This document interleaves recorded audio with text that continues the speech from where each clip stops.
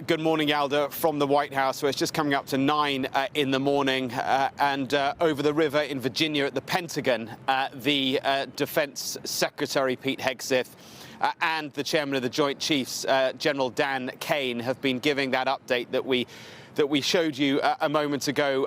I'll pick out three things that I thought were really, really striking. I mean, there was a huge amount in that, but three things that were striking. One relates to the UK, and it was a really, really striking sentence by the Defence Secretary that was directed at the United Kingdom, and I think represents somewhat of a body blow for the so-called special relationship between the UK and the US. The Defence Secretary, the US Defence Secretary, said capable partners are good partners. He was referring there to Israel. He then went on to say, unlike so many of our traditional allies who wring their hands and clutch their pearls, hemming and hawing about the use of force, no stupid rules of engagement. I mean, in that one sentence, he has articulated the deep, deep frustration that the Americans have had with the UK and indeed France and Germany, but especially with the UK because of RAF bases in the UK and Diego Garcia that were not allowed to be used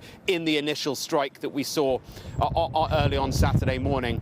I can tell you that at many, many levels, from the Prime Minister down, there have been very fraught conversations as the UK government determined that what America was doing in the initial strike was not legal in international law, and therefore they could not join. Now, for previous administrations, that might be the case that they think, OK, the Brits have got a problem with this now, but don't worry, they'll be on side eventually. Not this administration. They were very, very angry, and that was articulated by the Defence Secretary, continuing to look at these extraordinary pictures coming out of what I think is the southern suburb of Beirut, which will be the area where Hezbollah is strong, where the Israelis are continuing to strike at that southern suburb. The second point I'd make, Yalda, from the news conference very briefly is that I was really struck that Pete Hegseth refused to rule out ground troops, US ground troops in Iran. He was asked explicitly, will this turn into a ground operation? And he said, I'm not going to go into hypotheticals.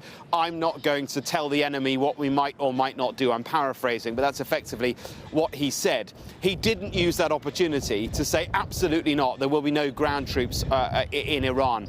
That's really, really interesting, and that suggests that the possibilities of mission creep here are immense, that they really are. And then I think the third broader point was just, kind of as Adam was saying, and the thrust we got from Pete Hegseth was, and the message he was sending to the troops around the world who are involved in this is ignore the noise. And by noise, he means those legitimate questions about how this all unfolds. Ignore that. Just do your job, was Pete Hegseth's assessment there. So a really, really interesting news conference. But from a domestic standpoint, from the UK standpoint, a massively frayed special relationship, without question.